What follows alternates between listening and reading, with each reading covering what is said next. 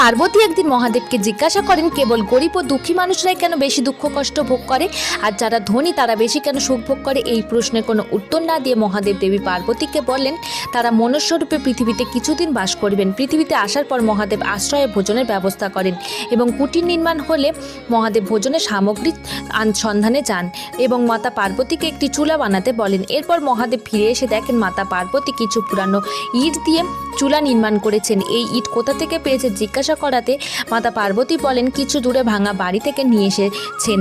মহাদেব বলেন, কেন, পাশেই তো একটি অট্টালিকা ছিল, তার দেয়াল ভেঙে কেন তুমি ইট নিয়ে আসনি? এর উত্তরে দেবী জানান, অট্টালিকা সুন্দর, তাই এটা করা ঠিক হবে না। তখন মহাদেব জানান, ঠিক এর জন্য সুখী মানুষরা সুখ ভোগ করে, তারা কষ্ট করে সুন্দর জিনিস নির্মাণ করে, তাই ঈশ্বর সেটিকে না ভেঙে আরও সুন্দর করে। আর দুঃখীদের ভাঙা জিনিস ভেঙে দেন, কারণ তারা পরিশ্রম ও বুদ্ধিকে কাজে লাগিয়ে তারা যাতে আরও উঁচু স্থানে পৌঁছায়।